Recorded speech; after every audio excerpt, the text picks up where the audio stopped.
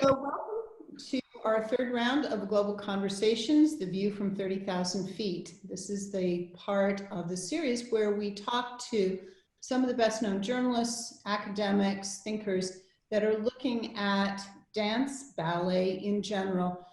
And they have a unique perspective because they're not just creating for themselves or for a company, they're really looking at the industry as a whole. So we are delighted to kick off the series with Jennifer Stahl, who is the editor of Dance Magazine, and Margaret Fuhrer, who is the editor and producer of Dance Edit. Thank you, ladies, so much for joining us. Thanks for having us. The other person that we're introducing, who I've wanted to include for a long time now, is Isabelle Vail, who is the research director at Dance Data Project. Isabelle, thank you for finally coming on the screen with us. I'm very excited to join the conversation. So ladies, I think we just want to get started and get background on how you each got into this field, and then what led you to dance media in the end. Jenny, you want to go first? Sure, I'll pop in. My introduction to dance is pretty typical. My parents took me to see Sleeping Beauty, and I said I want to do that. And so my mom brought me to the same school of the local company that had performed. And that was that. For journalism, it was actually kind of a mistake to get into. I was a big Audrey Hepburn fan growing up, and I loved the movie Roman Holiday. And I don't know if you've seen it, but the basic plot is that Gregory Peck is a newspaper man, and he takes Audrey Hepburn around, who's a princess, around Rome, and they have all these adventures, and I loved that, and I thought that's what journalism was. And so when I got into NYU as a dance major, I chose journalism as my double major, and then I realized what it actually involved, but I ended up falling in love with it, and I interned with Dance Magazine during my last year there, and have been working there for the most part ever since. What about you, Margaret? So my path to dance was similar to Jenny's. I think my way in was the Baryshnikov Nutcracker on PBS when I was like 2, and I was like, Mom, I want to do that.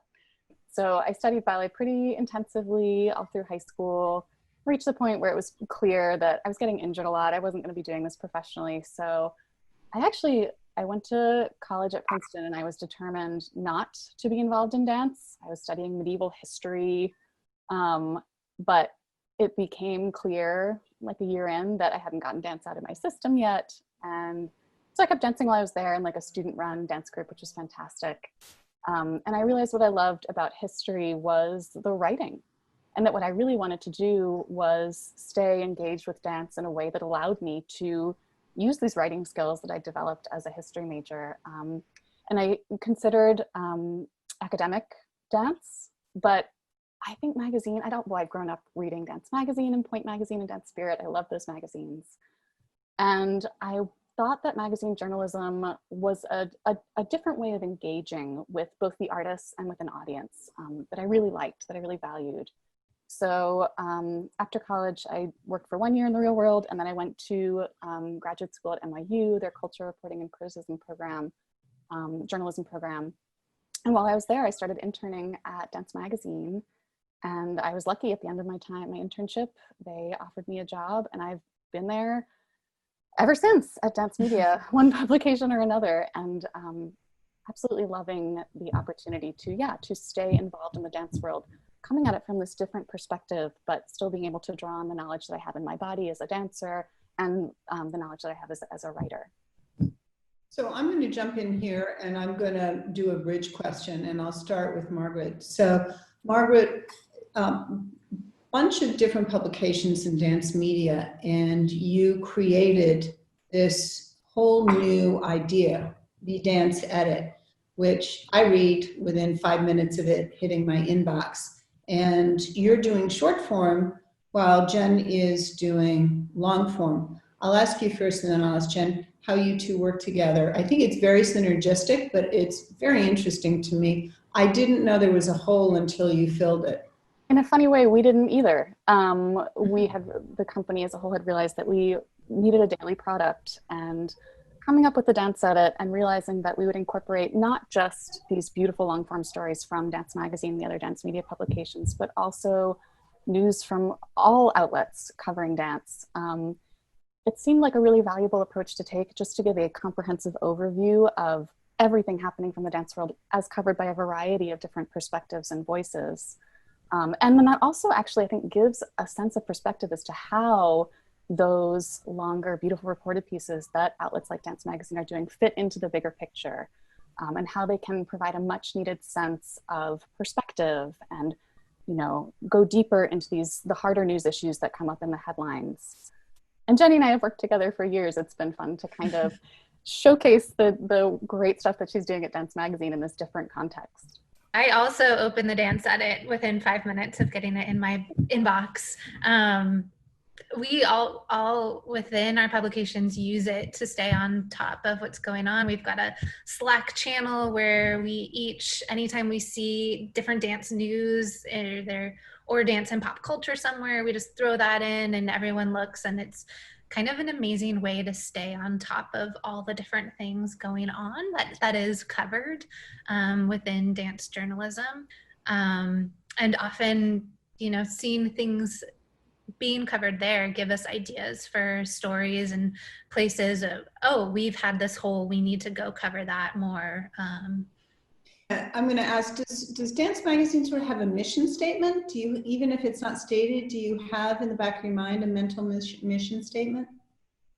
We do have a mission statement that I don't remember off the top of my head. Dance media in general, last year we took a lot of time to come up with a mission statement and values and vision. In general, it's, you know, to help move the dance world forward. Things that we can cover that will make the dance world stronger for it. Whether that is interrogating choices that are made or pushing forward smart decisions, great projects, great artists. And I'm going to ask one more question and then I'll send it back to Isabelle. What have your teams learned through the ongoing crisis? So ballet, dance, journalism, also schools, how to teach. There's a lot out there that I think we're all learning in real time. So how to cover it, and also your takeaways about who's doing it well. And I'll start with Jen and then go back to Margaret.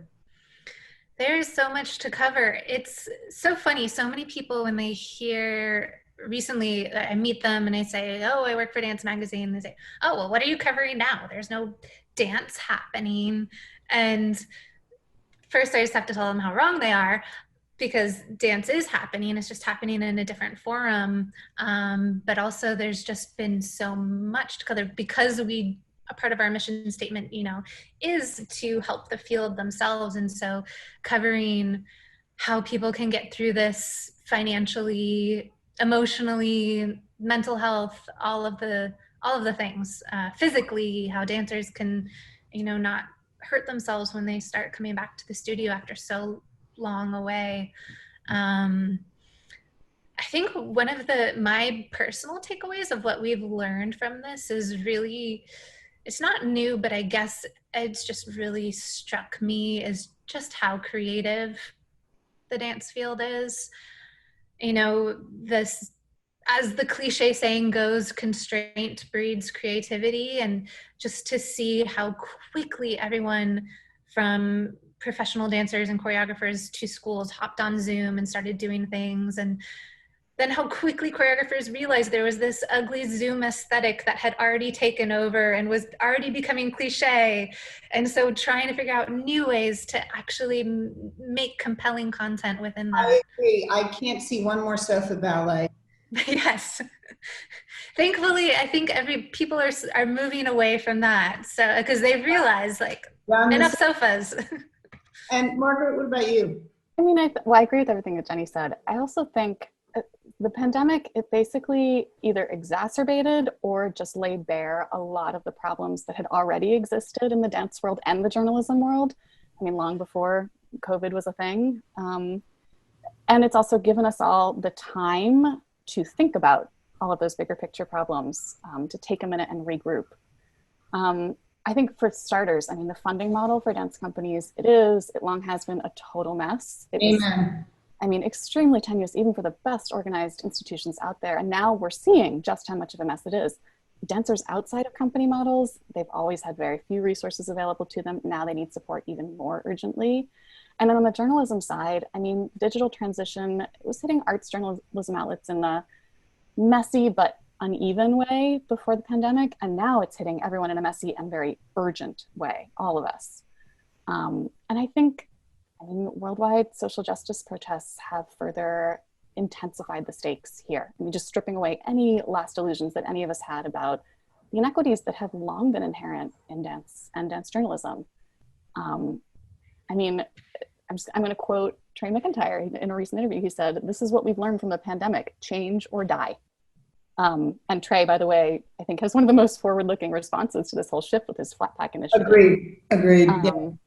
But as Jenny said, on a more positive note, I think it also has revealed, the profound depths of creativity and resilience in the dance community. And there's this forward-looking sense of, okay, the pandemic has basically burned the system as we know it to the ground, but clearly it wasn't that great to begin with. So how can we make it better as we rebuild? So, I mean, our former mayor, Rahm Emanuel, said, never let a good crisis go to waste. So I think the analysis is dead on. I'm going to let Isabelle pick up here on the next one. So this actually is a great transition into another question we had regarding activism-based or activism-driven journalism. Teresa Ruth Howard's op-ed was, I think, explosive in the dance world and opened up a lot of people's eyes. And there have just been countless stories like that cover the experience that people are having in this field. So do you think that activism-driven journalism is now a pillar of dance journalism? Where does it fit in the future? And how have you kind of adapted your model as editors to fixate on that or just focus on it on occasion? I feel like throughout the field of journalism recently, I don't know how recent it is, but there's been a realization that objectivity is kind of a false hope. It's humans who are writing. It's impossible to be completely objective, and the old standard of two sides to every story was never really right for many reasons. There's more than two sides, and often one side has, to mix my metaphors here, in journalism, we often learn, a dog bites man, that's not newsworthy, but man bites dog, you have a story. So if you're trying to report, a dog bit a man and then a man bit a dog, and you report those as two equal things, that's not truthful. You have to give some context there. And I think throughout journalism, there's kind of been a realization of, treating everything as equal doesn't make sense. That's not the truth. And so with an op-ed like Teresa's, just be honest where she's coming from. Let her speak her point of view, get that out there.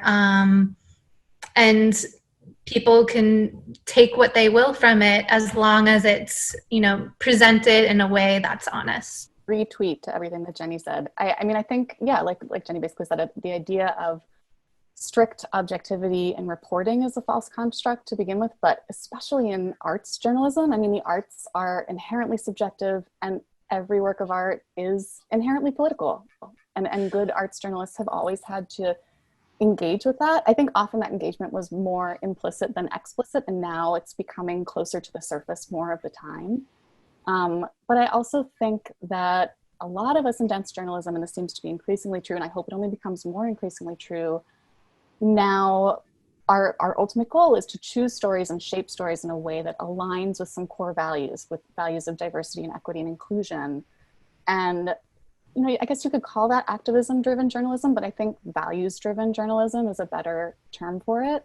And that doesn't mean never including the voices of writers and artists we disagree with. I think part of true diversity is diversity of perspective. But being acutely conscious of the way that we report stories and making sure that the choosing and the telling of them is as inclusive and equitable as possible, I do think that's necessary to move the arts world and the dance world forward. And I don't think that arts journalists are or should be advocacy workers full stop, but I do think there's a lot of overlap between journalistic work and advocacy work, and that a piece of journalism can be a really powerful work of advocacy. Yeah, I would agree with that, Philly. So I'm going to go back to you, Margaret. I think we were discussing this before we started the formal interview. To me, it is a political choice not to talk about the context of a work, to isolate a particular performance and analyze, did so-and-so do it as well as somebody did it 50 years ago. The stories you choose not to cover, to me, are also a choice. So to your point, I think you can't do it in isolation anymore. So let's go right to it. What are the structural reforms that will make ballet, in particular, more equitable, diverse, and inclusive?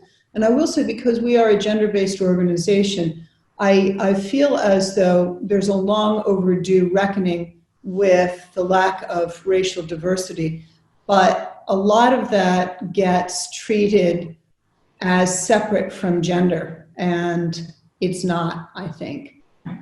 Sure. I mean, I think, so talking about diversity of all kinds, I think it's important that we talk not just about dancers and choreographers, although clearly, you know, they are some of the most visible faces of these organizations, and we should prioritize those initiatives as well. But we also need to be talking about diversity and inclusion at every level of the organization: the administrative staff, the artistic staff, the school's faculty, the board, everyone involved, because the only way to have real change at organizations, and especially ballet institutions, is to have greater representation across the entire company so that they look more like the world that we live in, and especially the ballet world, which at the lower levels is overwhelmingly female. That should also be true at the upper levels. It sounds like you kind of cover what comes to you, and like you said, you have that Slack channel for at least the Dance Edit where you can churn out more info and share and expand. But for other content, Jennifer, what kind of drives the issue, the message that you're trying to send through the blog and the eventual publication? Yeah, it's a combination of pitches we get from writers and press reps and just people in the field sending us ideas, as well as our own internal teams brainstorming together about what needs to be covered, what we can do. And I think how we make those choices of what stories we do go in depth with, it's really a combination of, you know, what's the news right now, what are the conversations being talked about, and what can we add to that hasn't already been covered. And also, frankly, oftentimes it comes down to what's just delighting us right now, in terms of like our cover stars and profiles and things like that. It's both who and what is of the moment, and who is doing something especially creative or especially lovely, that kind of thing. I'm not sure people always want the story that they should hear. And I think in some ways Dance Data Project was founded on the idea that a lot of the stories we thought should be written weren't being written. Mm. But without the data to back it up, the stories weren't going to get told. So as we discussed, what role do you see Dance Data playing that we have done? And then, given our tiny budget, how can we be more successful? I think there has historically been an appalling lack of data in the dance world generally. I think you guys have filled a huge hole in terms of just gathering and providing in a digestible way this critically important information that both journalistic outlets and these dance institutions need to move forward and to make meaningful decisions. That you are providing the evidence that we need then to write the story and change the narrative. Retweet everything. And also, I would say just, you know, having data backs up arguments and ideas in such an important way. I remember the first time I saw one of your first reports that came out, it was just, oh my gosh, this is not just anecdotal anymore. You know, there is something here, and we can point to this and say, hey, listen, pay attention. I feel as though, and Isabelle talk about, and I talk about this all the time, there is some genuine appetite, and then there's also a lot of residual, leave us alone, we like things the way they are. Certain individuals have very much benefited from the current system, and they hold a lot of power. So I think they just like us to go away. It's interesting. I feel like it depends on the company and the person. You know, obviously some more than others are more receptive to this. One thing I've been intrigued by, that I've noticed as a trend, is with the pandemic, a lot of this work that's being put online, I've been seeing more female choreographers being given opportunities, and I'll be very curious if that continues once we get back to the stage where the stakes are bigger and the financial investment is larger. That's a great way to end the interview. I think you nailed it. I think that is the question, because now almost all platforms are equal in some ways, right? Everybody's putting out content. Nobody's actually there. And Isabelle and I talk about this all the time. It's a great opportunity to get female voices out there at a low cost. Well, thank you guys for being with us. And thank you for all that you do to not only push our metrics out there, but obviously feature some diverse voices, particularly in the dance edit. We just think that that is such a great new resource for the whole dance industry. So bravo, Margaret. And Jennifer, Dance Magazine is the legendary dance magazine. So thank you guys for joining us. And yeah.